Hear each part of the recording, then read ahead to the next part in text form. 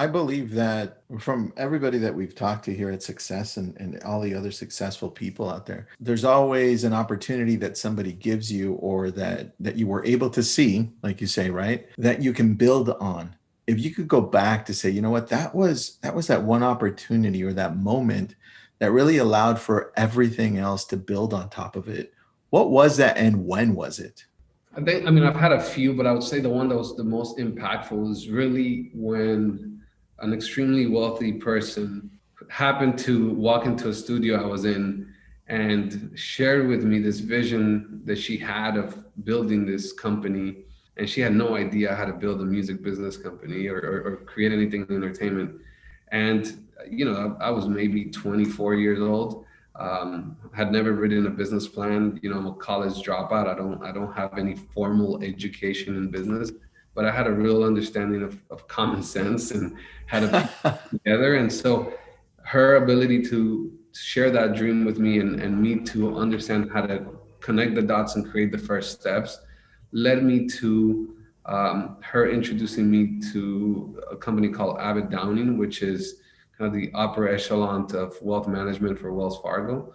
And in doing so, Whoa. I got to sit on this board and present this idea I had for this company, which I made up in a one-page business plan. Because again, I had never done a business Wow. plan.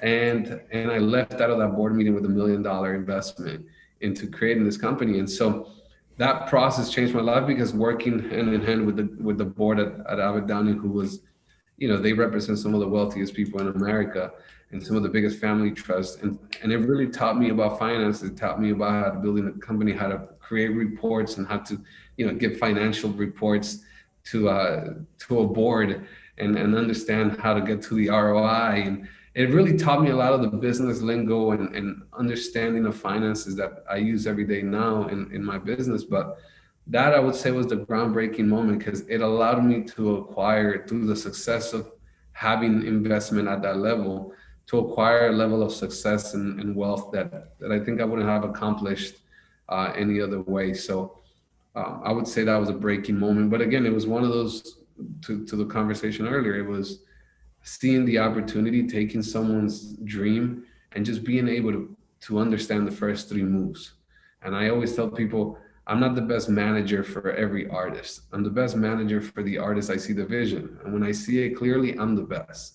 When I can connect the dots in my head for the first three moves, I am the best at it. But there's artists that I just don't see it. There's businesses that get presented to me where I just don't understand how to add the value to it. So I might not be the best. And I've passed on opportunities that, been very successful artists or producers or businesses, but they were just not the right businesses because I didn't see the vision. Do you still have those relationships that you built off of that one meeting? Did they Yeah, grow into other things? yeah, I still have it, and across the board with all of them, and we were able to turn the many investments that we made through that period of time into very successful businesses and entities. And so that's another thing that I'm really proud of. That I was able to take this moment of inexperience, again, of walking in with a business plan and just being so good at selling it that they gave it to me, and actually being able to come back and say, hey, listen, we 7x that initial investment. Wow. That's amazing, especially to some people who had no understanding of the music business and were definitely looking at me like this guy's going to lose our money, but it's It's what it is. like, who is this guy? What year was that? Oh man, I mean, almost 10 years ago, if All not 10. right. So Google was around. Google Yeah. was around. I want to know, like, when this person said, okay, I've got you a seat at the table to do the presentation. What went through your mind and what type of research did you do on Google? Because I would have been like, oh my gosh, like Google's my best friend now. Well, the funny thing is, I mean, a lot of things happened in that first day, right? Starting with the fact that when me and my partner landed at the airport, we went to the Mall of Americas because Abbott Downing is based in Minnesota. So we went to Mall of Americas. We were so impressed, and this lady picks us up, and as we are walking to the parking garage, there's like a Mercedes S500, and then there's like this beat down Ford Explorer. So essentially, I know who she is. She's again an extremely wealthy, recognizable person in America. So I figured that she's driving the Mercedes. I went to open the Mercedes and she's like, no, no, no, it's the Ford Explorer. And we were so embarrassed, right? Because Lesson number one. she's so down to earth. She's such, you know, like money doesn't define her. And as a matter of fact, all she does is charity. And then when we got to the first meeting, I remember I had never walked into a boardroom where they had like the electric blinds that would close right behind, you know, to private the room. And I was like, oh my God, this is insane. And then That's sitting awesome. in this board with, you know, I would say every person there was at least 60 years old, extremely, you know, wealthy, and the representative, they're the board of trustees, right? So you can imagine what that board and the level of experience. And at first we just started talking about, you know, intellectual property and publishing, and how it related to real estate, and which was something I had learned from really studying that part.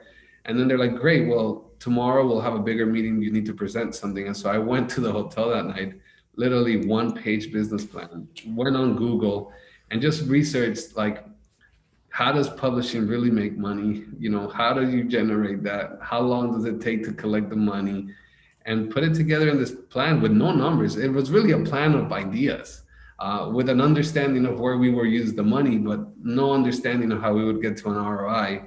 And essentially we sold it, and here we are, 10 years later. Dude, I think there's a lot of lessons to be learned on that.